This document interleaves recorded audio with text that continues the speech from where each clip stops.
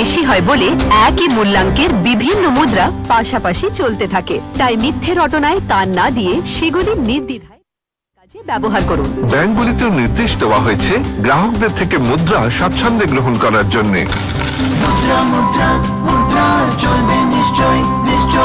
RBI এ কথা বলে, জেনে রাখুন, সতর্ক থাকুন। আকাশবাণী আগরতলা অনুষ্ঠান একযোগে প্রচারিত হচ্ছে 236.4 মিটার অর্থাৎ 1269 কিলো হার্জে আকাশবাণী আগরতলা কেন্দ্র থেকে এবং 101.6 মেগা হার্জে FM উজ্জয়ন্ত থেকে। একই সঙ্গে এই অনুষ্ঠান আপনারা শুনতে পাচ্ছেন নিউজ অন এআইআর মোবাইল অ্যাপ্লিকেশনেও। শুরু হচ্ছে লাইভ ফোন ইন অনুষ্ঠান সুস্বাস্থ্য। শ্রোতা বন্ধুরা, আজকের এই বিশেষ লাইভ ফোন ইন অনুষ্ঠানে আমরা আপনাদের স্বাগত জানাচ্ছি। আজকে আমরা কথা বলবো আয়ুর্বেদের মাধ্যমে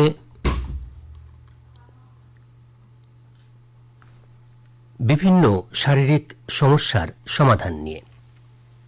আজ আমাদের সঙ্গে উপস্থিত রয়েছেন বিশিষ্ট আয়ুর্বেদ চিকিৎসক ডাক্তার রতন ভৌমিক। দীর্ঘদিন ধরে তিনি আয়ুর্বেদের মাধ্যমে বহু রোগীর সফল চিকিৎসা করে আসছেন। বর্তমান সময়ে গ্যাস, অম্বল, ডায়াবেটিস, বাতের ব্যথা, চুল পড়া, ত্বকের সমস্যা কিংবা অনিদ্রার মতো নানান সমস্যায় অনেকেই ভুগছেন। আধুনিক চিকিৎসার পাশাপাশি অনেকেই এখন আয়ুর্বেদের প্রতি আগ্রহী হচ্ছেন।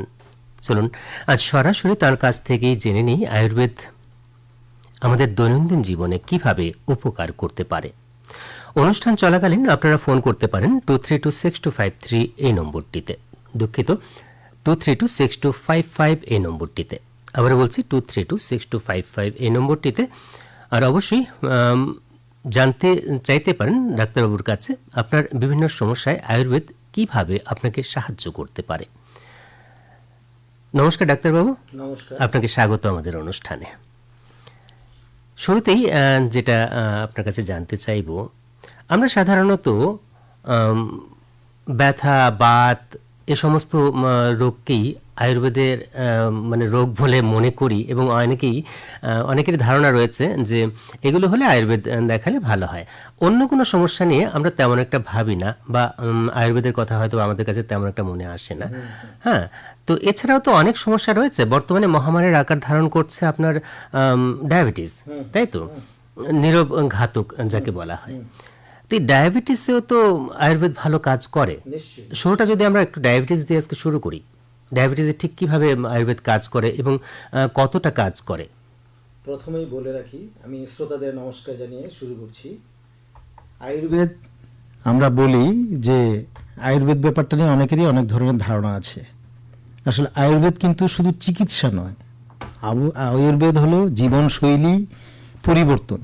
আপনি যে বেঁচে আছেন, বেঁচে থাকবেন, দীর্ঘায়ু হবেন, সুস্থ আয়ু হবেন, সেটা কিন্তু অনেকে অনেক কিছু বলে থাকতে পারে, কিন্তু আয়ুর্বেদে কিন্তু বিস্তৃতভাবে এবং খুব সুনির্দিষ্টভাবে বলে দেওয়া আছে যে আপনার রোগ মুক্তির উপায়, আপনি মানুষ হিসেবে আমরা জন্মগ্রহণ করেছি, এই যে পঞ্চভৌতিক বলা হয়, সেটাকে কিভাবে প্রাকৃতিক উপায়ে আপনি আপনার স্বাস্থ্য, শরীর এবং সুস্থ দীর্ঘজীবন লাভ করবেন, সেটা কিন্তু পরতে পরতে বলা আছে। সেজন্য ডায়াবেটিস আপনি দেখবেন যে এখন প্রায় সবচেয়ে বেশি যদি ভিড় হয়ে থাকে, আমরা বলি যে কিসে আক্রান্ত? সুগার আক্রান্ত। এবং সুগারটা এমন পর্যায়ে চলে গেছে এখন আর কিন্তু সেটা নিয়ে এখন কেউ আর সেরকম কিছু ভাবছে না। কেন ভাবছে না? হবেই মনে হচ্ছে। আসলে কি হচ্ছে? আসলে জীবন শৈলীর পরিবর্তন। আগে তো আমরা এটা শুনিনি। আমরা দেখেছি আগে এক সময় হতো যে সুগার ব্যাপারটা জানতোই না অনেকে, কিন্তু এখন কি হচ্ছে দেখুন, এখন সুগারটা এমন হয়েছে শিশু থেকে বৃদ্ধ সবাই জানে সুগারে কিসে হয়েছে, দেখবেন সুগারে আক্রান্ত হয়েছে। হন্যয়ে ঘুরছে ডাক্তার থেকে ডাক্তারের দূরে দূরে। ডাক্তারের কাছে আপনি যাবেন, আপনার সমস্যা, আপনাকে সময় দিতে পারছে না, আপনি অপেক্ষা করবেন, কিন্তু আপনার সুগার বেড়ে যাচ্ছে। অথচ আপনি যদি যদি ঘরে আপনার নিজের যত্ন করতে পারেন, সুগার নয় শুধু সমস্ত রোগেরই আপনি কিন্তু ইচ্ছে করলে প্রতিকার করতে পারেন। তো সুতরাং সেই ক্ষেত্রে আমরা বলবো যে সুগার, যেটাকে আয়ুর্বেদে বলা হয় প্রমেহ, বা অনেক সময় এটাকে আমরা বলি যে মধুমেহ, ডায়াবেটিস। কিন্তু অ্যাকচুয়ালি ব্যাপার হচ্ছে যে আমাদের এখন খুব ভালো করে তাকিয়ে দেখুন ছোটবেলা থেকে এখন আর একটা শিশুকে যদি দেখি, সে তার শারীরিক পরিশ্রম কমে গেছে, সে আর এখন আর পরিশ্রম করে না, খেলাধুলো বন্ধ হয়ে গেছে। হ্যাঁ, মাঠে যাওয়ার সময় পাচ্ছে না হয়তো। ভোরবেলা উঠছে, উঠে সে দৌড়ে স্কুলে যাচ্ছে, স্কুলে মা বাবারা কি করছে, তাকে ফাস্টফুড দিয়ে দিচ্ছে, সে সেটাকে খাচ্ছে, এসে আবার তাকে জোর করে খাওয়ানো হচ্ছে, তারপর আবার তাকে স্নান টান করে ঘুম পাড়িয়ে দিচ্ছে। তার যে সাধারণ যে কতগুলো যে শারীরিক পরিবর্তনের জন্য, শরীরকে ডেভেলপমেন্টের জন্য যেগুলো দরকার, কিছুই করা হচ্ছে না। এতে কি হচ্ছে, আস্তে আস্তে আস্তে আস্তে তার মধ্যে যে যে আলসে, বলা আছে আয়ুর্বেদে যে অলস লোক সবসময়ই সে ডায়াবেটিস আক্রান্ত হওয়ার চান্স তার অনেক বেড়ে যায়। তাহলে তার কি বললাম যে জীবনশৈলী। আগে কি হতো, বাচ্চারা স্কুল থেকে এসে খেলাধুলা করতো, এখন দেখবেন বাচ্চারা বাড়িতে এসে টিউশনি যেমন পড়ছে, স্কুলে টিচারের বাড়িতে যাচ্ছে, আবার টেনশন আরেক কাজ। এতে কি হচ্ছে, বাচ্চার সঙ্গে সঙ্গে মা বাবাও টেনশন আছে, মা বাবার সুগার বেড়ে যাচ্ছে। তাহলে টেনশন একটা কারণ। তার মানে আমি কি বলছি, মানসিক এবং শারীরিক আমাদের খাদ্যাভ্যাসের পরিবর্তন। আগে যে সমস্ত খাবারগুলো আমরা ঘরে খেতাম, এখন আর সেগুলো খাই না। এখন কিছু থেকে কিছু হলে আমরা, আরেকটা তো বেরিয়েছে আপনি অনলাইন সিস্টেম, আপনি ঘরে বসেই এমন কিছু খাবার খাচ্ছে, সব বাড়িতে, আমাদের বাড়িতে হচ্ছে। আমরা এটাকে যুগের সঙ্গে মানিয়ে নিচ্ছি, কিন্তু আলটিমেটলি গিয়ে শুধু সুগার নয়, অনেক ধরনের রোগে আমরা আক্রান্ত হচ্ছি। পরবর্তী সময়ে দেখা যায় চিকিৎসক ছাড়া আর আমাদের উপায় থাকছে না। সেই জন্য আমি বলবো যে ডায়াবেটিস যে এটা শুধুমাত্র আপনি জীবন শৈলীর পরিবর্তন যদি আপনি করতে পারেন, আপনার যদি দৈনন্দিন জীবন, যেমন ধরুন ডায়াবেটিসে বলা আছে যে আমরা সবসময় দেখবেন ডাক্তারের কাছে বলে আপনি একটু সকালবেলা হাঁটুন। তাহলে হাঁটুন মানে কি, আপনার শরীরের ক্যালোরি যা দরকার তার চেয়ে বেশি আপনি নিচ্ছেন, অপ্রয়োজনীয় ক্যালোরি নিচ্ছেন। সেটাকে যদি আপনি ঝরিয়ে ফেলতে না পারলে কি হবে, আপনার শরীরে আস্তে আস্তে যে রক্তে যে শর্করার পরিমাণ বেড়ে যাবে। আমার দরকার নেই কার্বোহাইড্রেট আমি বেশি বেশি করে খাচ্ছি, আমার দরকার নেই অন্য কোনো ফ্যাটি খাবারের খাচ্ছি, তাহলে আস্তে আস্তে কী হবে, রক্ত দূষিত হবে, যেটাকে বলবো রক্ত দূষিত হয়। রক্তে শর্করার পরিমাণ বেড়ে গিয়ে, আর আপনি দেখবেন ধরুন একটা গাড়ি চালাচ্ছেন, যদি পেট্রোলটা ভেজাল হয় তাহলে গাড়ি যখন তখনই বিগড়ে যাবে। তাহলে যে সমস্যা হলো যে ডায়াবেটিসে আপনি হয়তো মারা যাবেন না, কিন্তু ডায়াবেটিসের কারণে অন্যান্য যে সমস্ত রোগে সেই সমস্ত আপনি কিনা আক্রান্ত হয়ে অকালেই আপনার যে সুস্থ জীবন তো হবেই না, আপনি আরো অন্যান্য রোগে আক্রান্ত হয়ে আপনাকে ডাক্তারের পেছনে ছুটে বেড়াতে হবে। সেই জন্য আয়ুর্বেদে বলা হয়েছে যে ঋতু চর্যা, দিনচর্যা, রাত্রিচর্যায় কতগুলো ভাগ করা আছে, অত্যন্ত সুন্দরভাবে বর্ণনা করা আছে। যদি আপনি তার কিয়দংশ যদি আপনি নিজে পালন করতে পারেন নিজের জীবনে, আপনি যদি এটাকে দিয়ে যদি এগিয়ে নিয়ে যেতে পারেন, দেখবেন আপনার ডায়াবেটিস কেন, শারীরিক এবং মানসিক অনেক ব্যাধি কমে যাবে। তাহলে আমাদের কি করতে হবে, আমাদের যে আয়ুর্বেদে বলা হচ্ছে ব্রাহ্ম মুহূর্তে, আমরা জানি যে একসময় বলা হতো ব্রাহ্ম মুহূর্তে ঘুম থেকে উঠতে হবে, early bed and early rice আপনাকে লং লাইফ দেবে। তাহলে আমরা এইটাও বলতে পারি যে ব্রাহ্মী মুহূর্ত না হলেও আপনি আর্লি বেডে যান। এখন দেখবেন যে ম্যাক্সিমাম বাড়িতেই 12টা 1টা 2টো অবধি রাত জেগে পড়াশোনার চাইতে বড় জিনিস হলো মোবাইলে আসক্তি, অন্যান্য কিছুতে আসক্তি হয়ে কি হচ্ছে, তার রাতের যে ঘুমটার হচ্ছে না। আর আপনি যদি রাতে যদি দীর্ঘদিন না ঘুমান, তাহলে আপনার শারীরিক এবং মানসিক দুটোই কিন্তু বারবার, কিন্তু আপনি বিভিন্ন মিডিয়াতে দেখবেন বারবার কিন্তু বর্ণনা করা হচ্ছে যে আমরা এখন বলি যে এখন অনেক সময় আমরা মানিয়ে নিই, ঠিক আছে রাতে পড়ছে দিনে ঘুমোচ্ছে, কিন্তু এটা কিন্তু ঠিক না। আপনি আপনার প্রয়োজনীয়, আপনাকে ব্রেনকে, আপনার মস্তিষ্ককেও কিন্তু আপনার বিশ্রাম দিতে হবে। সেই বিশ্রাম যদি সে না পায় তাহলে সেও বিগড়ে যাবে। সেই জন্য আর্লি বেড আর্লি রাইস, ভোরবেলা ঘুম থেকে উঠুন, উঠে যে আমাদের দৈনন্দিন কাজকর্মগুলো আপনাদের দেখবেন, যদি আপনি রাত জেগে থাকেন পরদিন দেখবেন আপনার বলা আছে আমার যেন হজমটা ঠিক হয়নি, আমার যেন ঠিক লেট্রিনটা ঠিক হচ্ছে না। কেন হচ্ছে না, আসলে আপনাকে সেই রাত জাগার কারণ এবং আপনার মানসিকভাবে আপনি মানে প্রস্তুত না যে শরীরকে কিভাবে তৈরি করতে হবে। তাহলে কি শুরু হলো, কিন্তু আপনার সারা রাত্রি বা এই যে দীর্ঘক্ষণের যে টক্সিনগুলো বডি থেকে বেরোচ্ছে না। আর আপনি যখন সূর্যালোক না দেখবেন সকালবেলা, সূর্যের যে আলোটা সকালবেলা, সেটা অত্যন্ত প্রয়োজনীয় শরীরের জন্য, পাচ্ছি না। শরীরে তখন আবহাওয়াটা থেকে ভালো অক্সিজেন প্রচুর থাকে, আমরা সেটা পাচ্ছি না। এবং যখন আমরা ঘুম থেকে উঠছে, বাচ্চা দেখা গেল যে একটু বড় হলে 10টা 11টার দিকে ঘুম থেকে উঠছে, তখন তার দেখা গেল যে আবার সে খাবার প্রবলেম হয়ে যাচ্ছে। তাহলে আমাদের কি করতে হবে, জীবনশৈলীর পরিবর্তন করতে হবে। ঘুম থেকে সকালে উঠুন, সকালে হালকা ব্যায়াম করুন, এবং সেখানে সকালে প্রাতরাশটা আপনি বাইরে থেকে না নিয়ে সকালে প্লেন মুড়ি ও খান না, অসুবিধা নেই, হালকা পাতলা খাবার খেয়ে আপনার যে সকালের যে যে ভারী যে আহারটা সেটা আপনি টাইমলি নিন, এবং তারপর আপনার দৈনন্দিন কাজকর্মে চলে যান। আবার আপনার যে বলা আছে, যে আয়ুর্বেদে বলা আছে যে দুপুরের খাবার 12টা থেকে 2টোর মধ্যে নিতে হয়। আমাদের সেই টাইমটা মেনটেন করতে হবে। অনেক দিনে রুগী এসে বলে যে আমি তো গ্যাস্ট্রিকে ভুগছি। কেন ভুগছি? যে আমার তো জিজ্ঞেস করলে বলা হয় না, খাবারটা তো আমি ঠিক মতো খেতে পাচ্ছি না, অফিসে ব্যস্ত বা অন্য কাজে ব্যস্ত, বা স্টুডেন্ট যারা আছে তারা সারাদিন টিউশনিতে ব্যস্ত থাকে, রাস্তায় হয়তো একটা এগরোল খেয়ে নিল বা অন্য কোনো একটা ফাস্টফুড খেয়ে নিল। এতে কি সমস্যা হচ্ছে, সে প্রথম 1-2 দিন তার ভালো লাগবে, আস্তে আস্তে তার কি পুরো শরীরেরই যে অঙ্গ প্রত্যঙ্গগুলো কিন্তু তার সঙ্গে বিটরে শুরু হ্যাঁ, করবে, পুরোটা সিস্টেম বদলে যাবে। তাহলে কি হবে, এখনো তো সে দেখবেন এখন ম্যাক্সিমাম বাচ্চারা 25 বছরের পরে, আপনি কি আগে শুনেছি আমরা হার্টের রোগ হচ্ছে, এখন দেখা যাচ্ছে অল্প বয়সে হার্টের রোগ হচ্ছে। আপনি দেখবেন যারা হৃদরোগ বিশেষজ্ঞ তাদের এখানে এত ভিড় হচ্ছে, দেখা যাচ্ছে যে অল্প হার্টের বয়সে রোগ রোগ হচ্ছে, কোলেস্টেরল হচ্ছে, বেড়ে যাচ্ছে। এখন এটা একটা দৈনিক আসল সমস্যাটা হলো আমার জীবন শৈলীটা আমি একদমই চেঞ্জ করে দিয়েছি এবং অল্প বয়সে স্টোন হচ্ছে, গোল ব্লাডার হয়ে যাচ্ছে এইসব খাবার কারণে। তাহলে কি হচ্ছে যে আপনার যে সুখ আয়ু আমরা বলি, আপনি দীর্ঘদিন বেঁচে থাকবেন অসুস্থ হয়ে, কিন্তু আপনি যদি সুখে এবং সুস্থভাবে সুন্দরভাবে বেঁচে থাকতে চান তাহলে আপনাকে জীবনশৈলী পরিবর্তন করতে হবে। মানে আপনি বলছেন যে ডায়াবেটিক ওষুধ নেওয়ার চেয়ে সবচেয়ে কার্যকর যেটা সেটা জীবনশৈলীর জীবনশৈলী পরিবর্তন, সঠিকভাবে জীবনশৈলী আপনি বিশেষজ্ঞ পরামর্শ নিয়ে। আমরা এই নিয়ে আরো থাকবো। শ্রোতা বন্ধুরা, আপনারা ফোন করতে পারেন 23262555 এই নম্বরটিতে, 0312326255 এই নম্বরটিতে। আপনার যে কোনো সমস্যা নিয়ে আপনি ডাক্তারবাবুর সঙ্গে সরাসরি পরামর্শ নিতে পারেন, কথা বলতে পারেন। আয়ুর্বেদে যে সমস্ত সমাধান রয়েছে নিশ্চয়ই তিনি সেই সমাধান যতটুকু সম্ভব ফোনের মাধ্যমে আপনাকে করে দেবেন। আমাদের সঙ্গে রয়েছেন বিশিষ্ট আয়ুর্বেদ চিকিৎসক ডাক্তার রতন ভৌমিক। একজন ফোন লাইনে রয়েছেন, না লাইনটা কেটে গেছে। যাই হোক, যেটা ডায়াবেটিকের প্রসঙ্গে আমরা ছিলাম, ডায়াবেটিকে আপনার জীবনশৈলীর পরিবর্তন, খাওয়া দাওয়ার কথা তো একদমই আপনি বললেন, ঠিক আছে। ওষুধ প্রসঙ্গে যদি বলেন, আয়ুর্বেদে কি এটা তো নির্মূল হয় না, এটাকে দমিয়ে রাখা, হ্যাঁ, এটাকে বলা হয়, এটা হলো ম্যানেজেবল। হ্যাঁ, এটা কিউরেবল না, ম্যানেজেবল। একবার যদি আপনার ডায়াবেটিস হয়ে যায়, আপনি যদি ডায়াবেটিক প্রবণ হয়ে থাকেন, তাহলে আপনি ওষুধটা খেতে হবে।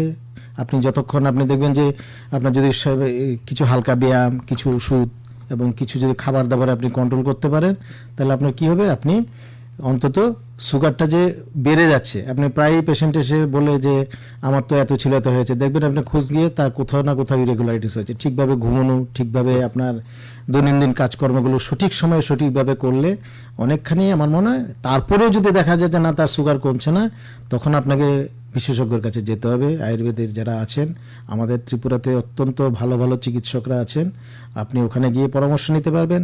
অথবা আমরা এখানে, যেহেতু এখানে তো সব কিছু বলা সম্ভব না, তবু বলবো যে আমাদের কতগুলো মেডিসিন আছে বা ওষুধ আছে, যেগুলো আপনি নিয়মিত যদি আপনি কিছুই না, আপনি একটা ত্রিফলা চূর্ণই খান না রেগুলার, এটা কিন্তু এমন না যে আপনার খেলে আপনার বদভ্যাস হবে বা খাওয়ার আপনার গণ্ডগোল। আপনি প্রতিদিন ত্রিফলা খান।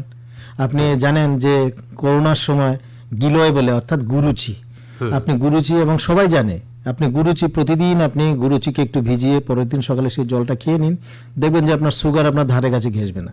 অনেক সময় আমরা মেথিকে অনেকভাবে অনেকে খায়, মেথি যে ভেজানো জলগুলো খাওয়া, তাহলে আপনি এরকম নয় যে শুধু মেথি ভিজানো জল খেলেই হবে, তার সঙ্গে পারিপার্শ্বিক হয়তো আনুষঙ্গিক একটা দুটো ওষুধ নিয়ে নিলেন।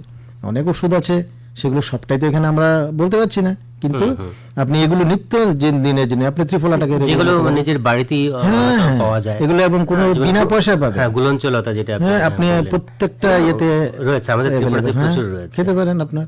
হ্যাঁ, এগুলো খেলে নিয়ন্ত্রণে, অশ্বগন্ধা আছে, আপনার চন্দ্রপ্রভা আছে, অনেক ওষুধ আছে, মানে প্রাকৃতিক ভাবে এগুলো একদম না, কোনো ক্ষতি তো করবেই না, ভালোই করবে। আচ্ছা, কে রয়েছেন? নমস্কার। হ্যালো, আমি মনিকা বলছি। হ্যাঁ বলুন। ডাক্তারবাবু নমস্কার। নমস্কার। নমস্কার ডাক্তার, আমার বয়স হচ্ছে 72, রানিং চলছে। তো আমার সমস্যাটা ডাক্তারবাবু দুটো। একটা হচ্ছে আমার না খিদে পায় না, যেটুকু খাওয়ার দরকার আমার এই বয়সে, ওই খিদে কোনো স্পৃহাটা নেই যে খাবো। আমি অভ্যাস বশত একটু খাবার নিয়ে বসি, কিন্তু একটা খিদের যে একটা স্পৃহা, এই জিনিসটা আমার নেই। আর জল খেতে ইচ্ছা করে না। আরেকটা হচ্ছে আমার ঘুমটা খুব কম, ভীষণ কম ঘুম আমার। বিছনায় চলে আসি 10:30 11টার মধ্যে, কিন্তু ঘুম আসে না। তো এটা উপকরণটা কি, দয়া করে যদি আমাকে বলেন।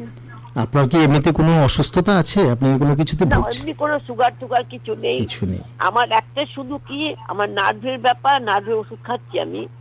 ওই পায়ে পায়ে ঘর্ষণ হয়, আমি অনেক পড়ি, আছাড় পড়ি প্রচুর। হুম হুম হুম আছাড় 3বার পরে মাথা স্ক্যান হয়েছে 3বার আমার। হুম হুম।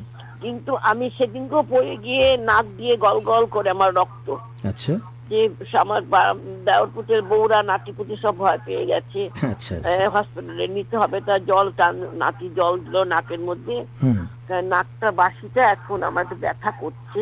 তা আমি ভাবছি যেতে পারছি না, শরীরটা খুব উইক। হুম। এর মধ্যে হয়তো শরীরটা সুস্থ হলে আমি যাব। তা এটা বিধান কি, খিদে পায় না এবং আপনি কোথা থেকে বলছেন? আমি অরুন্ধতিনগর ক্যাম্পের বাজার। আচ্ছা ঠিক আছে। আপনি যেহেতু আপনার 72 বছর বয়স, দেখুন এই বয়সে নরমালি একটু হজমের সমস্যা হয়। হ্যাঁ, আচ্ছা আপনি এরকম ভাববেন না যে একজন 40 বছর বা 50 বছর লোক যেটা খেতে পারবে আপনি সেটা খেতে পারবেন। আপনাকে কিন্তু এখন হালকা পাতলা ডায়েটে নিতে হবে। হুম। হালকা পাতলাই খাই। ডাক্তারবাবু রাত্রিবেলা আমি ভাত খাই না তো, আচ্ছা আমি শুকনো খাবার খাই রাত্রিবেলা। আচ্ছা। শুকনো খাবার কি শুকনো। খাবার খান? হ্যাঁ হ্যাঁ, শুকনো কি খাবার কি খান খাবার? আপনি? হ্যাঁ, শুকনো খাবারের মধ্যে কি খান? আপনার রেডিওর সাউন্ডটা একটু কমিয়ে দিন। শুকনো খাবার বলতে মুড়ির গুঁড়ো একটু হরলিক্স দিয়ে, হুম কিংবা হরলিক্স না থাকলে ইনসোর দিয়ে 1 কাপ ইনসোর করলাম, হুম একটু মুড়ির গুঁড়ো দিয়ে খেলাম, আর একটা মিষ্টি হোক, একটা সুগার নেই যখন একটা মিষ্টি খেলাম, এটাই আমার খাবার। আপনি একটা কাজ করুন, আমি রাত্রি আপনি বলুন। আপনার যদি রাত্রেবেলা ঘুমটা কম হয় তাহলে আপনি ওই যে আমি যে বললাম একটু আগে ত্রিফলা যে পাউডারটা আছে, ত্রিফলা। হ্যাঁ, আচ্ছা। আপনার যদি আপনার কি এমনিতে টয়লেটটা ঠিক হচ্ছে? হ্যাঁ, পায়খানা পেচ্ছাপ ঠিক আছে। আপনি সকালবেলা ওই রাত্রে ভিজিয়ে রাখুন, সকালবেলা ছেঁকে আপনি রেগুলার একটা অভ্যাসে পরিণত করে নিন। ত্রিফলা চেনেন তো? হ্যাঁ, ত্রিফলা আনা যাবে খন। আপনি এটাতে একদম খুব ন্যাচারাল আছে, আপনার রুচিটাও চেঞ্জ হবে। আপনার যে সমস্ত কতটুকু জল দেবো, আপনি একটা কাজ করবেন, আপনি 2 চামচ ত্রিফলা নেবেন, ঠিক আছে? আচ্ছা আর 250 ml জল নেবেন, নিয়ে আপনি এটাকে ভিজিয়ে রাখবেন, সারা রাত ভিজিয়ে রাখুন, সকালবেলা আপনি 1 ছেঁকে গ্লাস খেয়ে নিন। হ্যাঁ, জলে 1 গ্লাস এক জল, গ্লাস, ঠিক আছে? আচ্ছা। তাহলে আপনি একটা গেল। আর দ্বিতীয়ত আপনার যেহেতু বলছেন যে আপনার একটু উইকনেস, ইমিউনিটির সমস্যা হচ্ছে, তাহলে আপনি ওই খেতে পারেন, কি জানে বলে, অশ্বগন্ধা খেতে পারেন। অশ্বগন্ধা নাম শুনেছেন তো? অশ্বগন্ধার নাম শুনেছি, কোথায় পাবো? ট্যাবলেট আকারে পাওয়া যায়। এটা ট্যাবলেট আকারে দোকানে যে আপনি কোনো দোকানে অশ্বগন্ধা পেয়ে বললে আপনি পাবেন। আপনার যেহেতু 72 ইয়ার্স হয়েছে, আপনি একটা করে ডেইলি খান, ঠিক আছে? আর যদি এরপরেও কোনো সমস্যার সমাধান আপনি মনে করেন দরকার লাগে, তাহলে আমাদের একটা সিস্টেম আছে পঞ্চকর্ম। আপনি আমাদের যে হসপিটাল আছে, স্টেট হসপিটালগুলোতে আপনি ভিজিট করবেন, সেখানে গেলে ওষুধগুলো পেয়ে যাবে, বিশেষজ্ঞের পরামর্শ পাবেন, এবং আপনি কোথায় আপনাদের হসপিটাল? আমাদের প্যারাডাইস প্যারাডাইস চৌমুহনীতে চৌমুহনীতে স্টেট আয়ুর্বেদিক হসপিটালে যাবেন। আচ্ছা আচ্ছা। ঠিক আছে, নমস্কার। ধন্যবাদ ঠিক আছে, আপনাকে, জানা রইলো। ধন্যবাদ। এছাড়াও আপনি যে কোনো প্রাইমারি হাসপাতালে পেয়ে হ্যাঁ যাবেন। হ্যাঁ, আমাদের একদম প্রত্যেকগুলো- প্রত্যেকটা পিএসসি, সিএসসি, সাব ডিভিশনাল হসপিটালে এই ফ্যাসিলিটিস গুলো আছে। আরেকজন বন্ধু ছিলেন, আরেকজন বন্ধু চলে এসেছেন, একটু কথা বলে নিই। নমস্কার। হ্যালো হ্যালো, আপনি একটু জোরে বলুন, আপনার আওয়াজটা শোনা যাচ্ছে না। হ্যাঁ বলুন বলুন। স্যার, আমার গরমের জন্য সমস্যা হচ্ছে স্যার। আমি জল খাওয়া স্যার ইচ্ছা হয় না। শীতের দিনে আছে না স্যার, হুম শীতের দিনে আমি করে পাগল হয়ে যাই। আমার জল খাওয়ান লেগে যায়, জন্য কুশিয়ে নিয়ে জল খাওয়ান লেগে যায়। দরকার হইলে কলের জল, দরকার হইলে বা সিঙ্গের জল, আমার জল খাইতেই হবে। শীতের দিনে কেন আমার পাগল মতো হয়ে যায় জল খাওয়ান লেগে। জল দিলে স্যার গরমের দিনে কেন আমার জলটা খাওয়ারই ইচ্ছে করে না। আমার ওই উল্টা সিস্টেম। শীতের দিনে যত শীতের হোক আমার জল খাইতেই হবে, ঠান্ডা জল হোক, যা খুশি জল হোক, কেন জানি স্যার এমন ধরো। ঠিক আছে, আপনি শুনতে থাকুন, ডাক্তারবাবু বলছেন, আপনি শুনতে থাকুন। ডাক্তারবাবু এই যে সমস্যাটা বলেন, শীতের দিনে সাধারণত আমরা জল কম খাই, কিন্তু ওনার বেলায় উল্টোটা। না, শীতের যেহেতু দিনে ওনার বেশি জল খাই। দীর্ঘদিনের এটা হচ্ছে, ওনার তাহলে দেখতে হবে উনি এতদিন ধরে যে সমস্যাটা হচ্ছে কি দেখিয়েছেন, কি বলেছে। ওনার উল্টো হয়েছে ব্যাপারটা, যে শীতকালে উনি জল খেতে চাইছেন বেশি, গরমকালে ওনার জল খাওয়ার অভ্যেসটা কমে যাচ্ছে। কিন্তু এতে কি হচ্ছে, আপনার অপোজিট যখন সমস্যা হবে, তার মানে আপনার বডিতে এমন কোনো একটা পরিবর্তন হয়েছে, তাহলে আপনাকে একটু রক্তের পরীক্ষাটা করানো উচিত, আপনি অন্য কোনো ডিজিজে ভুগছেন কিনা। তবে আমি বলবো যে আমাদের একটা পাওয়া যায় কিনতে সরঙ্গ পানীয় বলে, আপনি এটাকে আপনি নিতে পারেন তৃষ্ণা নিবারণের জন্য। আমাদের একটা যে বললাম যে চন্দ্রপ্রভা একটা ট্যাবলেট আছে, আপনি এটা নিতে পারেন। হ্যাঁ, আমার মনে হচ্ছে আপনার অন্য কোনো সমস্যা আছে কারণ যখনই আমরা জলের বডিটাতে যখন জলের এ সকল সমস্যাগুলো তৈরি হয়, তাহলে বোঝা গেল যে আমাদের যে ওই যে ডায়াবেটিক নয়, কিন্তু প্রি ডায়াবেটিক কিছু প্রবলেম হয়তো আপনার হচ্ছে। আপনি বরং সবচেয়ে ভালো আমাদের হসপিটালগুলোতে আসুন, ইনভেস্টিগেশন কিছু আপনার দরকার আছে। আর আপনার স্কিনের সমস্যা আছে কিনা জানি না, যদি না হয় আপনি কিন্তু এই সময় জল যদি ছেড়ে দেন তাহলে কিন্তু প্রবলেম হবে, কারণ এখন কিন্তু খুব শুষ্ক আবহাওয়া। আপনাকে কিন্তু সাফিসিয়েন্ট জল খেতে হবে, এবং আপনাকে একটু বিটার টেস্টের খাবার খেতে হবে। আপনার যেমন বিটার টেস্টের খাবার খেলেও কিন্তু অনেক সময় রুচি হয়, যে শরীরের অন্য কোনো সমস্যাগুলো কমে যায়।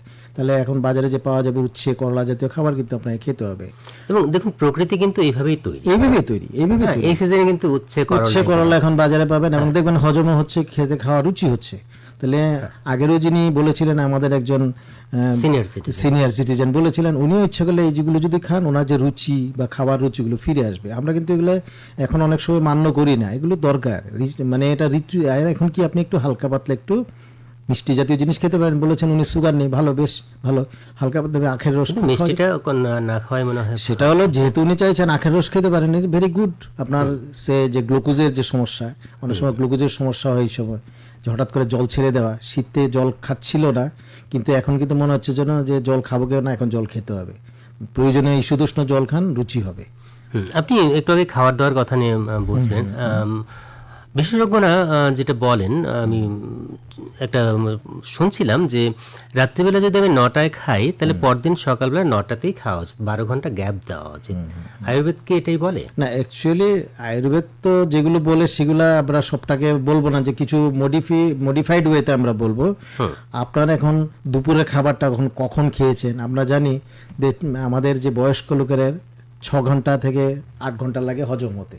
এটা বয়স ভেদে আপনার হজমের একটা ব্যাপারে, বাচ্চাদের যেমন একটু পরে পরে খিদে পায়, সুতরাং আপনি দেখতে হবে আপনার খাবারের গ্যাপিংটা কতক্ষণ হচ্ছে। সেই জন্যই দেখা যায় যে আপনি খাবারটা, দুপুরের খাবারটা খেলেন 3টের পরে, তাহলে আপনার সেটা 9টা, 9:30টার মধ্যে খাওয়া উচিত। এখন কেউ যদি বলে যে আমি খেলাম সেটাকে 12টার আগে, তাহলে তাকে 8টার মধ্যে খেতে হবে। সুতরাং আমাদের গ্যাপিংটা মেনটেন করে খেতে হবে। আর আমরা জানি যে যেহেতু আমাদের রাত্রিবেলা যে গ্যাপিং হয়, আমরা সেই সময় আমাদের বডি কোনো কাজ করে না, তার ক্যালোরির অত প্রয়োজন নেই।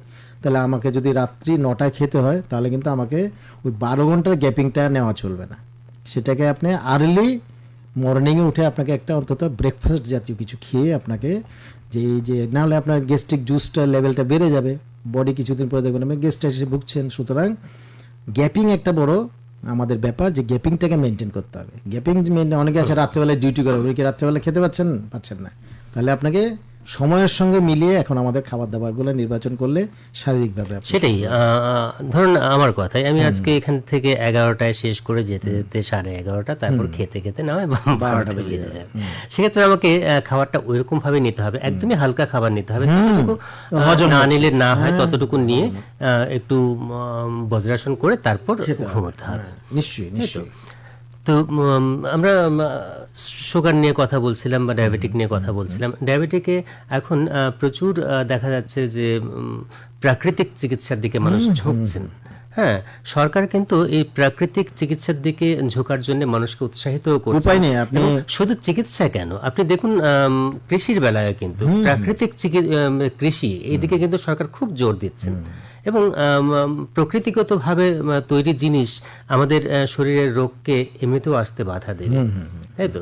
এই জন্য প্রকৃতির দিকে ঝুঁকতে কিন্তু না, এটা তো স্বাভাবিক। আমাদের শরীরটা তৈরি তো প্রকৃতি থেকে, আমরা একদিন প্রকৃতিতে বিলীন হয়ে যাব একদমই। তো সুতরাং আমাদের প্রকৃতিজাত ওষুধ, আমরা যেগুলো ওষুধ বলবো কেন, আমরা প্রকৃতিজাত যে সমস্ত খাদ্যাভ্যাস, সেটা যদি আপনি এখন দেখুন না, যে দিনের পর দিন শুধু রোগ বেড়ে যাচ্ছে, চিকিৎসক বেড়ে যাচ্ছে, হসপিটালের সঙ্গে বেড়ে যাচ্ছে, যেটা কমা উচিত ছিল সেটা বেড়ে যাচ্ছে।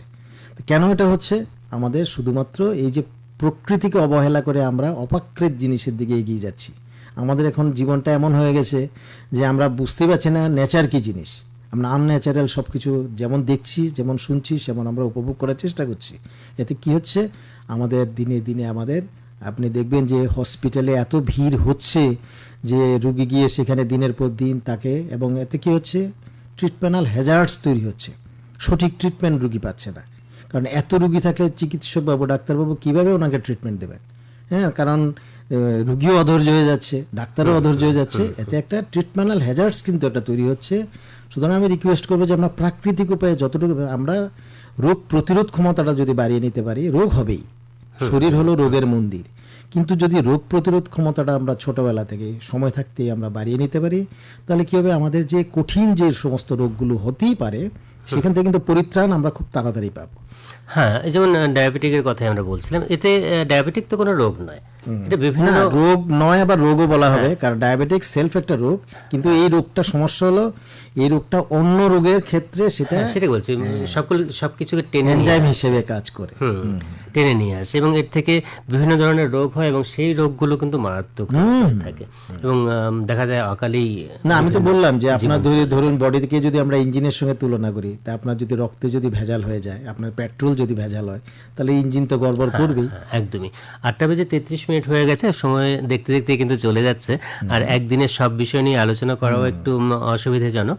এবারে আমরা যদি একটু বাতের দিকে আসি, আমরা সবাই জানি যে বাত রোগের জন্য আয়ুর্বেদ ভীষণ রকম কার্যকরী এবং এর জন্য কিন্তু প্রচুর আপনার যে পঞ্চকর্ম বলুন আর আয়ুর্বেদিক হসপিটাল বলুন, প্রাইভেট আয়ুর্বেদিক ক্লিনিক প্রচুর তৈরি হচ্ছে এবং শুধু তা নয়, রূপচর্চার জন্যও কিন্তু আয়ুর্বেদের দিকেই কিন্তু মানুষ ঝুঁকছেন ভীষণ রকম এবং প্রচুর কোম্পানি তৈরি হয়ে গেছে যারা রূপচর্চার জিনিস তৈরি করছেন, আয়ুর্বেদিক বলে বাজারে ছাড়ছেন, জানি না কতটা আয়ুর্বেদিক। তো বাত নিয়ে যদি একটু কথা বলেন এবারে। অ্যাকচুয়ালি তার আগে বলি আবারও, শ্রোতা বন্ধুরা আপনারা ফোন করতে পারেন আপনাদের কোনো সমস্যা থাকলে, ডাক্তারবাবু রয়েছেন আপনাদের বিভিন্ন প্রশ্নের জবাব দেওয়ার জন্য। আপনারা ফোন করবেন 23262555 এই নম্বরটিতে।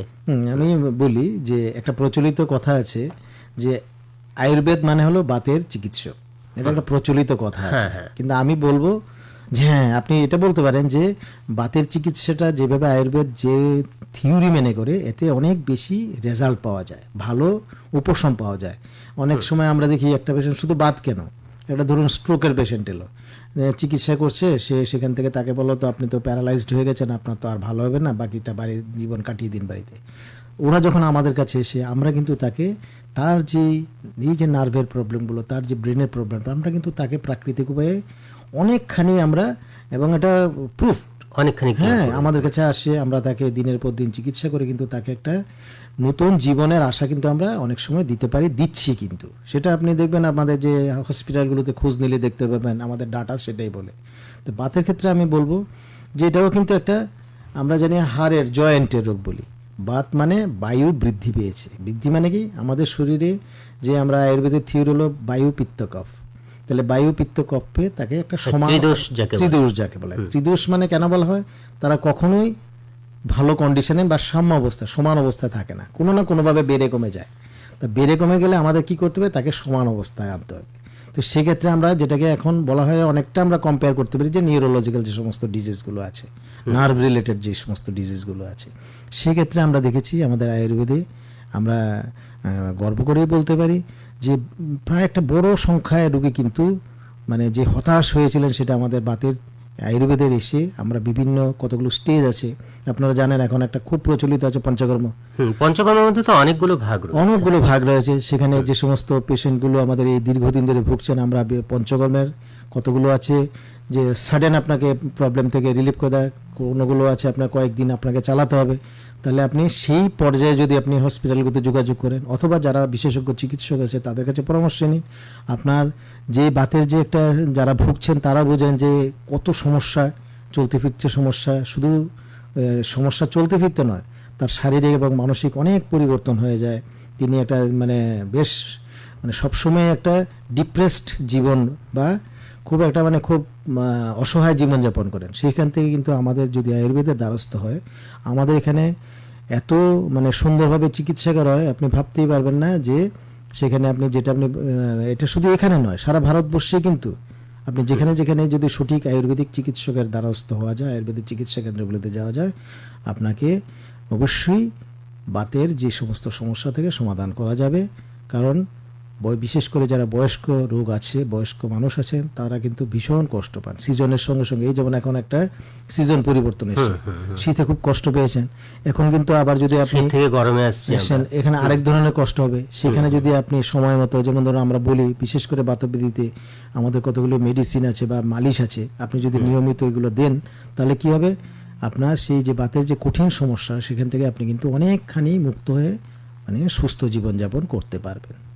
তো সুতরাং আমি বলবো যে বাতব ব্যাধি এখানে নির্দিষ্ট আমাদের বলা হয় যে 80 টাইপস অফ আপনার বাতব ব্যাধি আছে, সুতরাং প্রত্যেকটাকে আমি স্পেসিফিক্যালি বলতে পারবো না।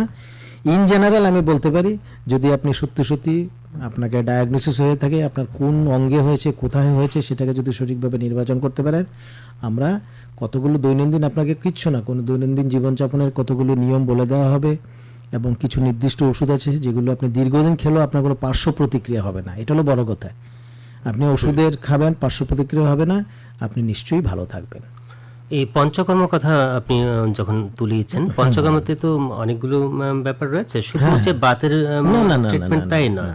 হ্যাঁ, আপনার সাইনাসের প্রবলেম যাদের পঞ্চকর্ম মানে হলো এখানে 5টা কাজ করা হয়, 5টা স্টেপ বা 5টা কাজ করা হয়। শরীরকে কি করা হয়? ডিটক্সিফাইং বলা হয়। পঞ্চকর্ম কথার অর্থ হলো মানে আপনার বডির, ধরুন আপনি একটা নোংরা কাপড়কে আপনি যদি এটাকে মধ্যে যদি একটা রং দেন, তাহলে নোংরা কাপড়ে সেই রংটা ধরবে না। আমরা কি করি? শরীরকে চিকিৎসার সঠিক জায়গায় নেওয়ার আগে শরীরটাকে আমরা শুদ্ধিকরণ করি। অনেক সময় এই শুদ্ধিকরণেই চিকিৎসা হয়ে যায়, আবার করার পরে যদি কিছু দরকার লাগে তখন আপনাকে চিকিৎসা দেওয়া হয়। তাহলে পঞ্চকর্মের আমাদের যেগুলো বলা হয় পূর্বকর্ম, পশ্চাৎকর্ম, অর্থাৎ এই যে আপনি আমি বললাম যে একটা হলো গিয়ে মেসেজ যেটাকে বলা হয়, হ্যাঁ মেসেজ, তারপরে আপনার যেটাকে বলা হয় বমন। আমরা একটা টেকনিক আছে, আমরা ইচ্ছে করলে টক্সিনগুলোকে, এটা একটা টেকনিক্যাল ম্যাটার, বমন, বিরেচন। আপনাকে আমরা বলেছি আয়ুর্বেদে বলা আছে যার প্রতিদিন যার টয়লেট অর্থাৎ যদি তার লেট্রিনটা ঠিক থাকে প্রতিদিন, তাহলে মনে করবেন আপনি অর্ধেক সুস্থ আছেন। কারণ আমাদের ম্যাক্সিমাম কিন্তু কোষ্ঠকাঠিন্যে ভোগে, যাদের রেগুলার, যারা কোষ্ঠকাঠিন্যহীন যারা, তারা দেখবেন কতখানি সুস্থ থাকে। তারপর কি বলা হয় যে না এরকম বমন দেওয়া হয়, বিরেচন দেওয়া হয়, তারপরে আপনাকে বস্তি দেওয়া হয়। বস্তি মানে আমাদের আরেকটা ভালো চিকিৎসা যেটা সুতরাং এরকম 5টা পদ্ধতি রক্তমুখ। নমস্কার, কে রয়েছেন? হ্যাঁ, হ্যালো, আমি রাজদীপ নরসিংহ থেকে বলছি। হ্যাঁ বলুন। হ্যাঁ স্যার, মানে আমি জানতে চাচ্ছি যে আমাদের যে আশেপাশে পাওয়া যায় যে গিলুই লতা, হ্যাঁ, এটা দিয়ে মানে যে ইমিউনিটি বুস্টার বলে, এটা কিভাবে খেতে হবে? আপনি প্রথমত হলো গিয়ে গিলটা চিনতে পেরেছেন তো? এটা পদ্মগুরুচি বা অনেক সময় গুরুচি বলা হয়। হ্যাঁ গুলঞ্চও বলা হয়। হ্যাঁ হ্যাঁ হ্যাঁ, এটা গুলঞ্চলতা বলা হয়। বড় বড় গাছে আপনি ওটা ডালাটা নেবেন, হ্যাঁ ডালটা নেবেন, লতানো থাকে তো, হ্যাঁ লতটা নেবেন, আপনি সেটাকে টুকরো টুকরো করে কেটে আপনি রাত্রিবেলা ভিজিয়ে রাখবেন। এটা কিন্তু ভীষণ তেতো, কিন্তু একদিনে এক টুকরোই তো। হ্যাঁ, আপনি মানে এটা কিন্তু আপনার নির্ভর করবে আপনি কতটুকু খেতে পারেন, ঠিক আছে? তো ভিজিয়ে রেখে দিলেন, দেখবেন এটার নিচে একটা বেশ জেলির মতো পড়ে যায়, ঠিক আছে?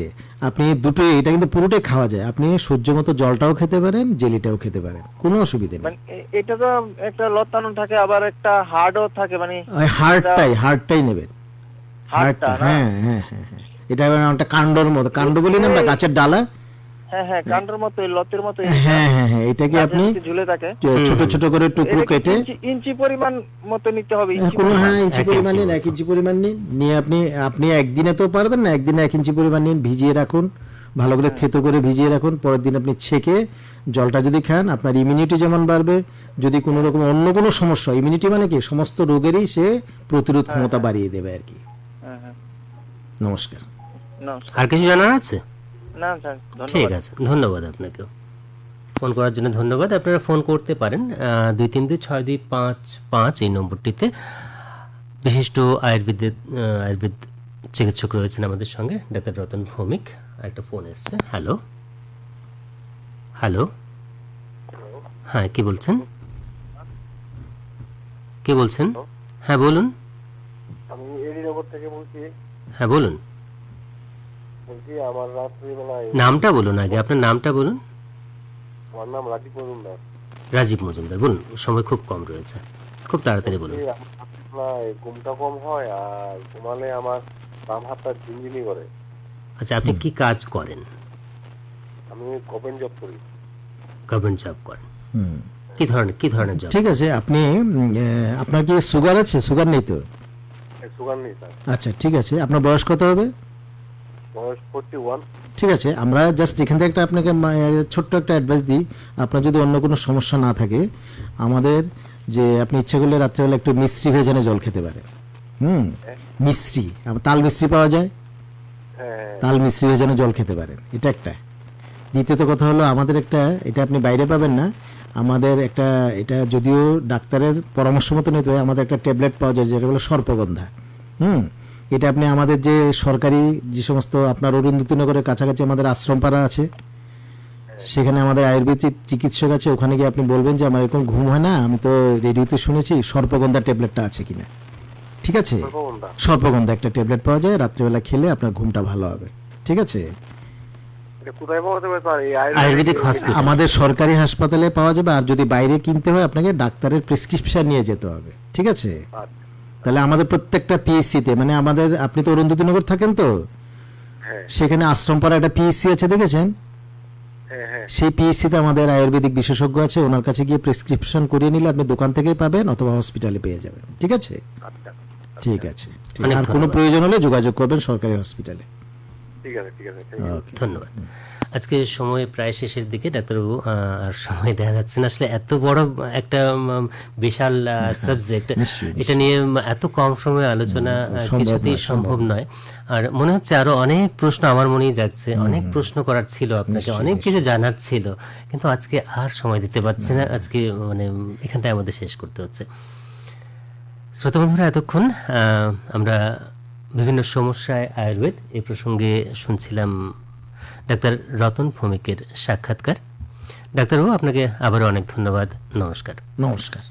আমাদের এত সুন্দর ভাবে আপনি উত্তর দিলেন। আশা রাখি আজকের আলোচনা থেকে শ্রোতা বন্ধুরা আপনারা আয়ুর্বেদ সম্পর্কে অনেক গুরুত্বপূর্ণ তথ্য জানতে পেরেছেন। যারা আজ ফোন করতে পারেননি তারা পরবর্তী অনুষ্ঠানে অবশ্যই যুক্ত হবেন, আর যারা ফোন করেছেন তারা তো অনেক সমস্যার সমাধান পেয়েছেন। তাই সবশেষে এটাই বলার, সুস্থ থাকুন, সচেতন থাকুন। আমি সমর আজকের মতো এই সুস্বাস্থ্যের পর্ব থেকে বিদায় নিচ্ছি। কথা হবে অন্য কোনো অনুষ্ঠানে। Thank you.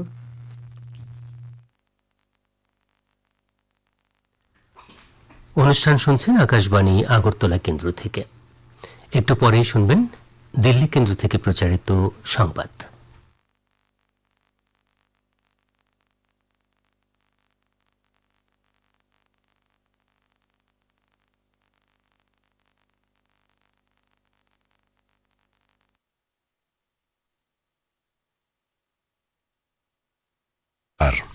आकाशवाणी से समाचार संध्या के साथ मैं विशाल शर्मा।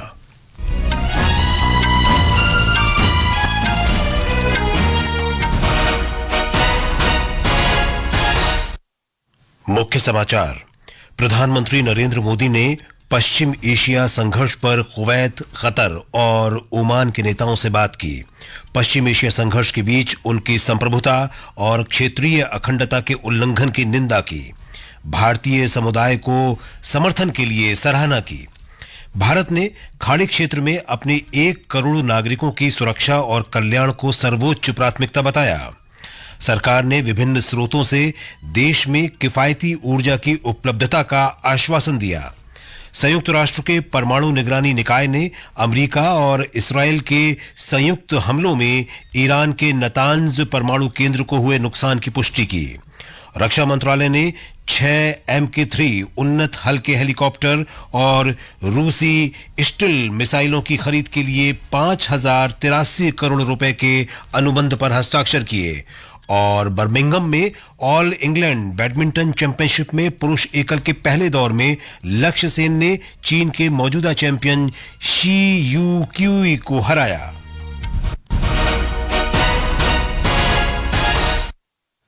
अब समाचार विस्तार से। प्रधानमंत्री नरेंद्र मोदी ने पश्चिम एशिया संघर्ष पर आज कुवैत, कतर और ओमान के नेताओं से बात की। श्री मोदी ने भारतीय प्रवासी समुदाय को उनके निरंतर समर्थन की सराहना की और क्षेत्रीय शांति तथा स्थिरता की शीघ्र बहाली का आह्वान किया। श्री मोदी ने कुवैत के शहजादे शेख सबा अल खालिद अल हमद अल मुबारक अल सबा से टेलीफोन पर बात की। श्री मोदी ने इस दौरान कुवैत की संप्रभुता और क्षेत्रीय अखंडता के उल्लंघन की निंदा की। उन्होंने कहा कि भारत इस कठिन घड़ी में कुवैत के लोगों के साथ है। श्री मोदी ने क्षेत्रीय शांति और स्थिरता की बहाली में संवाद और कूटनीति के महत्व पर बल दिया। प्रधानमंत्री ने कतर के अमीर शेख तमीम बिन हमद अस्सानी से बातचीत में कतर के साथ दृढ़ एकजुटता व्यक्त की। उन्होंने कतर की संप्रभुता और क्षेत्रीय अखंडता के किसी भी उल्लंघन की कड़ी निंदा की। प्रधानमंत्री ने ओमान के सुल्तान हैतम बिन तारिक से भी बातचीत में पश्चिम एशिया में हाल के घटनाक्रमों पर विचार विमर्श किया। दोनों नेताओं ने क्षेत्रीय शांति और स्थिरता की शीघ्र बहाली के लिए निरंतर राजनयिक संपर्क की आवश्यकता पर सहमति व्यक्त की। ईरान पर इसराइल और अमेरिका के संयुक्त सैन्य हमलों के बाद पश्चिम एशिया में संघर्ष और तेज हो गया है। ताजा रिपोर्टों के अनुसार इसराइल तेहरान और बेरूत में सैन्य ठिकानों पर हमले कर रहा है। इस्राएली रक्षा बल आईडीएफ ने कहा कि उसके सैनिक दक्षिणी लेबनान में हिजबुल्लाह के ठिकानों पर हमले कर रहे हैं। इस्राएल ने आरोप लगाया है कि हिजबुल्लाह ने ईरान की ओर से हमले किए हैं। एक रिपोर्ट। इजरायली रक्षा बलों ने बेरूत में फिलिस्तीनी इस्लामिक जिहाद के कमांडर अबू हमजा रामी के मारे जाने की पुष्टि की है। एक अन्य हमले में इजरायल की सेना ने बेरूत में हिजबुल्लाह के खुफिया मुख्यालय के प्रमुख हुसैन मकलद को भी मार गिराया है। इस बीच अमेरिका की केंद्रीय कमान ने कहा है कि अमेरिकी सेना ने इस्लामिक रिवोल्यूशनरी गार्ड कोर की कमान और नियंत्रण केंद्रों, ईरानी वायु रक्षा प्रणालियों, मिसाइल और ड्रोन प्रक्षेपण स्थलों तथा सैन्य हवाई अड्डों को नष्ट कर दिया है। दूसरी ओर ईरान की सरकारी मीडिया ने बहरीन में एक अमरीकी हवाई अड्डे को नुकसान पहुंचाने का दावा किया है। इस बीच इस्लामिक गणराज्य में बढ़ते संघर्ष के बीच ईरान के गेराश क्षेत्र में 4.3 की तीव्रता का भूकंप आया। भूकंप से अभी तक किसी बड़े नुकसान की कोई खबर नहीं है। समाचार कक्ष से मैं मुकेश कुमार। अंतर्राष्ट्रीय परमाणु ऊर्जा एजेंसी ने नवीनतम उपग्रह चित्रों की समीक्षा के बाद नतांज स्थित ईरान के परमाणु केंद्र में संरचनात्मक क्षति की पुष्टि की है। संयुक्त राष्ट्र की परमाणु निगरानी संस्था ने एक बयान में कहा है कि विकिरण रिसाव के कोई संकेत नहीं मिले हैं और मुख्य भूमिगत संवर्धन संयंत्र पर कोई प्रभाव नहीं पड़ा है। भारत ने पश्चिम एशियाई क्षेत्र में जारी संघर्ष का समाधान संवाद और कूटनीति से करने का आह्वान दोहराया है। विदेश मंत्रालय के प्रवक्ता रणधीर जायसवाल ने आज कहा कि भारत इस संघर्ष के शीघ्र समाप्ति के पक्ष में है। एक रिपोर्ट। विदेश मंत्रालय के प्रवक्ता ने जोर देकर कहा कि खाड़ी क्षेत्र में लगभग 1 करोड़ भारतीय नागरिक रहते हैं और काम करते हैं और उनकी सुरक्षा तथा कुशल क्षेम सरकार की सर्वोच्च प्राथमिकता है। उन्होंने कहा कि अपने नागरिकों को प्रभावित करने वाले किसी भी प्रतिकूल घटनाक्रम से भारत अछूता नहीं रह सकता। प्रमुख व्यापार और ऊर्जा आपूर्ति श्रृंखलाएं इस क्षेत्र से होकर गुजरती हैं। इस पर प्रकाश डालते हुए श्री जायसवाल ने रेखांकित किया कि किसी भी बड़े व्यवधान का भारतीय अर्थव्यवस्था पर गंभीर प्रभाव पड़ सकता है। वैश्विक कार्यबल में भारतीय नागरिकों की महत्वपूर्ण भूमिका का उल्लेख करते हुए भारत ने वाणिज्यिक जहाजरानी मर्चेंट शिपिंग पर हमलों का कड़ा विरोध किया है। विदेश मंत्रालय के प्रवक्ता ने चिंता व्यक्त करते हुए कहा कि क्षेत्र की सुरक्षा और स्थिरता में महत्वपूर्ण हित रखने वाले एक निकट पड़ोसी के रूप में ये घटनाक्रम भारत के लिए गहरी चिंता का विषय है। सुपर्णा के साथ अनुपम मिश्र, आकाशवाणी समाचार, दिल्ली। पश्चिम एशिया में जारी संघर्ष और वैश्विक ऊर्जा क्षेत्र में हो रहे बदलावों के बीच सरकार ने ऊर्जा स्रोतों में विविधता लाकर भारत के लिए ऊर्जा की उपलब्धता सुनिश्चित की है। पेट्रोलियम और प्राकृतिक गैस मंत्रालय ने बताया है कि भारत वैश्विक स्तर पर पेट्रोलियम उत्पादों का तीसरा सबसे बड़ा आयातक, चौथा सबसे बड़ा शोधक और पांचवा सबसे बड़ा निर्यातक है। देश के पास मौजूदा स्थिति से निपटने के लिए पर्याप्त ऊर्जा भंडार हैं। ईरान में बढ़ते खतरे के मद्देनजर भारतीय दूतावास ने तेहरान में मौजूद अधिकांश भारतीय विद्यार्थियों को सुरक्षित स्थानों पर भेज दिया है। दूतावास ने कहा कि इन लोगों के परिवहन, भोजन और आवास की व्यवस्था कर दी गई है। दूतावास ने ईरान में मौजूद अन्य भारतीय विद्यार्थियों और नागरिकों से जहां हैं वहीं रहने का आग्रह किया है। ये समाचार आकाशवाणी से प्रसारित किए जा रहे हैं। ताजा समाचार जानने के लिए आप हमारे social media handle x@AIR News Hindi को फॉलो कर सकते हैं।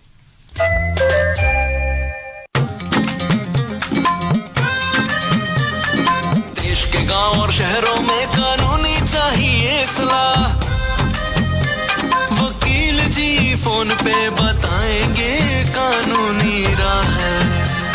निशुल्क कानूनी सहायता टेली लॉ के ऐप, वेबसाइट www.teli-law.in या टोल फ्री नंबर 14454 से प्राप्त की जा सकती है।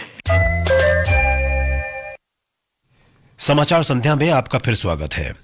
प्रधानमंत्री नरेंद्र मोदी ने भारतीय उद्योग से उत्पादों की गुणवत्ता पर ध्यान केंद्रित करने का आह्वान किया है। उन्होंने कहा कि हाल ही में हुए मुक्त व्यापार समझौतों से अपार अवसर खुले हैं, जिससे भारतीय उद्योग पर उत्पादों की गुणवत्ता पर जोर देने की नई जिम्मेदारी आ गई है। श्री मोदी बजट के बाद आयोजित एक वेबिनार को संबोधित कर रहे थे, जिसका विषय था आर्थिक विकास को बनाए रखना और मजबूत करना। भारत ने बहुत सारे देशों के साथ फ्री ट्रेड एग्रीमेंट किए हैं। हमारे लिए अवसरों का बहुत बड़ा द्वार खुला है। ऐसे में हमारी जिम्मेदारी है कि हम क्वालिटी पर कभी भी समझौता न करें। हमारे प्रोडक्ट्स की क्वालिटी ग्लोबल स्टैंडर्ड इतना ही नहीं, उससे भी बेहतर हो, और इसके लिए हमें दूसरे देशों की जरूरतों को, वहां के लोगों की अपेक्षाओं को भी अध्ययन करना पड़ेगा। प्रधानमंत्री ने कहा कि भारत अपनी मजबूत अर्थव्यवस्था के साथ विश्व के लिए आशा की किरण बना हुआ है। उन्होंने कहा कि तीव्र आर्थिक विकास विकसित भारत के दृष्टिकोण को साकार करने की आधारशिला है। आज जब भारत अपनी मजबूत इकोनॉमी से पूरे विश्व की उम्मीद बना हुआ है, आज जब ग्लोबल सप्लाई चेन रीशेप हो रही है, तब अर्थव्यवस्था की तेज प्रगति विकसित भारत का भी बहुत बड़ा आधार है। हमारी दिशा स्पष्ट है, हमारा संकल्प स्पष्ट है। Build more, produce more, connect मोर, और अब जरूरत है एक्सपोर्ट मोर। रक्षा मंत्रालय ने भारतीय तटरक्षक बल के लिए 6 उन्नत हल्के हेलीकॉप्टर MK3 और भारतीय नौसेना के लिए जमीन से हवा में मार करने वाली वर्टिकल लॉन्च मिसाइल की खरीद के 5,083 करोड़ रुपए के अनुबंधों पर हस्ताक्षर किए हैं। उन्नत हल्के हेलीकॉप्टर और परिचालन उपकरण के लिए 2,901 करोड़ रुपए के अनुबंध पर बेंगलुरु के हिंदुस्तान एरोनॉटिक्स लिमिटेड के साथ हस्ताक्षर किए गए हैं। ये दोहरे इंजन वाले हेलीकॉप्टर वर्तमान में संचालित हवाई प्लेटफॉर्म से कहीं अधिक अत्याधुनिक सुविधाओं से लैस हैं। वाणिज्य और उद्योग मंत्री पीयूष गोयल ने आज सभी हितधारक मंत्रालयों, प्रमुख रसद और व्यापार सुविधा साझेदारों के साथ एक परामर्श बैठक की। इसमें उभरती भू राजनीतिक स्थिति और भारत के निर्यात तथा आयात पर इसके संभावित प्रभाव की समीक्षा की गई। केंद्रीय ग्रामीण विकास मंत्री शिवराज सिंह चौहान और राज्य मंत्री चंद्रशेखर पेम्मासानी ने आज नई दिल्ली स्थित संसद भवन में उपराष्ट्रपति CP राधाकृष्णन से भेंट की। इस दौरान उपराष्ट्रपति को ग्रामीण विकास और जन कल्याण से संबंधित मंत्रालय की विभिन्न पहलों से अवगत कराया गया। संसदीय कार्य मंत्री किरण रिजिजू ने आज नई दिल्ली में इटली के राजदूत अंतोनियो बार्तोली से भेंट की। सोशल मीडिया पोस्ट में श्री रिजिजू ने बताया कि बैठक में दोनों पक्षों ने एरोस्पेस और रक्षा क्षेत्रों में भारत इटली सहयोग मजबूत करने, नवाचार, साझेदारी और प्रौद्योगिकी सहयोग पर सार्थक विचार विमर्श किया। ये समाचार हमारी वेबसाइट www.newsonair.gov.in और हमारे न्यूज ऑन AIR ऐप पर भी उपलब्ध है। रंगों का पावन पर्व होली कल पूरे देश में हर्षोल्लास और उत्साह के साथ मनाया जाएगा। आपसी भाईचारे, प्रेम और सौहार्द के प्रतीक इस त्योहार की पूर्व संध्या पर राष्ट्रपति द्रौपदी मुर्मू और लोकसभा अध्यक्ष ओम बिरला ने देशवासियों को शुभकामनाएं दी हैं। गुजरात के श्री कृष्ण मंदिरों में आज होली के अवसर पर फुलडोल महोत्सव पारंपरिक उत्साह के साथ मनाया गया। डाकोर के प्रसिद्ध द्वारिकाधीश मंदिर और रणछोड़ राय मंदिर में बड़ी संख्या में श्रद्धालु उत्सव देखने के लिए एकत्रित हुए। एक रिपोर्ट। आध्यात्मिक उल्लास और भक्ति के साथ आज देवभूमि द्वारका और डाकोर के विश्व प्रसिद्ध मंदिरों में फूल डोल उत्सव मनाया गया। द्वारकाधीश मंदिर में भगवान को नयनाभिराम फूलों के हिंडोले में विराजित किया गया और श्रद्धालुओं ने अबील गुलाल उड़ाकर रंगोत्सव का आनंद लिया। वहीं खेड़ा जिले के डाकोर स्थित राजा रणछोड़ राय मंदिर में कालिया ठाकुर जी ने सोने की पिचकारी से भक्तों पर केसरिया रंग के जल की वर्षा कर होली खेली। इस अवसर पर भगवान को मिश्री की चशनी से बने विशेष हाड़ा का श्रृंगार धारण कराया गया और ग्रीष्म ऋतु की शुरुआत के प्रतीक समान अंगूर, धानी और खजूर का भोग भी लगाया गया। चंद्र ग्रहण और सुरक्षा की पारंपरिक जाली के दर्शन के बीच हजारों भक्तों ने आज भजनों की गूंज के साथ अपने आराध्य के दर्शन किए। अपर्णा खूंट, आकाशवाणी समाचार, अहमदाबाद। हमारे लखनऊ संवाददाता ने बताया है कि होली के त्योहार को शांतिपूर्ण सुनिश्चित करने के लिए सुरक्षा के व्यापक प्रबंध किए गए हैं। ब्रज की प्रसिद्ध होली का आनंद उठाने के लिए विदेशी पर्यटकों के साथ ही बड़ी तादाद में श्रद्धालु मथुरा वृंदावन पहुंच चुके हैं। दूसरे जिलों में भी कल होने वाली होली के उत्सव की जबरदस्त तैयारी की गई है। मुख्यमंत्री योगी आदित्यनाथ गोरखपुर में होने वाले होली समारोह में हिस्सा लेंगे और नरसिंह भगवान की शोभा यात्रा की भी अगुवाई करेंगे। उधर वाराणसी में कल भोर में होने वाली मंगला आरती में ही बाबा विश्वनाथ को गुलाल अर्पित किया जाएगा और रंगोत्सव की शुरुआत हो जाएगी। काशी में आज मुस्लिम महिलाओं के एक समूह ने होली मनाकर शांति और प्रेम का संदेश दिया। सुशील चंद्र तिवारी, आकाशवाणी समाचार, लखनऊ। प्रधानमंत्री नरेंद्र मोदी ने आज अट्टुकल पोंगाला के अवसर पर शुभकामनाएं दी हैं। सोशल मीडिया पोस्ट में प्रधानमंत्री ने कहा कि यह त्योहार नारी शक्ति के लिए विशेष महत्व रखता है। श्री मोदी ने कामना की कि ये शुभ दिन सभी के जीवन में समृद्धि और अच्छा स्वास्थ्य लाए और समाज में सद्भाव और एकता की भावना को बढ़ावा दे। दिल्ली यातायात पुलिस ने होली पर राजधानी में सुचारू यातायात प्रबंधन के लिए व्यापक व्यवस्था की है। अपर पुलिस आयुक्त दिनेश कुमार गुप्ता ने बताया कि कल सुबह से शाम तक लगभग 134 प्रमुख चौराहों पर पुलिस कर्मियों की तैनाती रहेगी। श्री गुप्ता ने कहा कि गलत दिशा में गाड़ी चलाने वालों पर विशेष ध्यान दिया जाएगा। और अब बात खेलों की। बर्मिंघम में all England open badminton championship के पुरुष सिंगल्स में आज लक्ष्य सेन ने शी यू ची को हराकर अगले दौर में प्रवेश कर लिया। लक्ष्य ने शी यू ची को 23-21, 19-21, 21-17 से मात दी। ध्रुव कपिला और तनिषा क्रास्टो ने मिक्स डबल्स में हु पांगरोन और चेंग सू यिन को हरा दिया। और अब अंत में मुख्य समाचार एक बार फिर। प्रधानमंत्री नरेंद्र मोदी ने पश्चिम एशिया संघर्ष पर कुवैत, कतर और ओमान के नेताओं से बात की। पश्चिम एशिया संघर्ष के बीच उनकी संप्रभुता और क्षेत्रीय अखंडता के उल्लंघन की निंदा की। भारतीय समुदाय को समर्थन के लिए सराहना की। भारत ने खाड़ी क्षेत्र में अपने 1 करोड़ नागरिकों की सुरक्षा और कल्याण को सर्वोच्च प्राथमिकता बताया। सरकार ने विभिन्न स्रोतों से देश में किफायती ऊर्जा की उपलब्धता का आश्वासन दिया। संयुक्त राष्ट्र के परमाणु निगरानी निकाय ने अमेरिका और इस्राएल के संयुक्त हमलों में ईरान के नतांज परमाणु केंद्र को हुए नुकसान की पुष्टि की। रक्षा मंत्रालय ने 6 MK3 उन्नत हल्के हेलीकॉप्टर और रूसी स्टिल मिसाइलों की खरीद के लिए 5083 करोड़ रुपए के अनुबंध पर हस्ताक्षर किए। इसके साथ ही समाचार संध्या का ये अंक समाप्त हुआ। नमस्कार।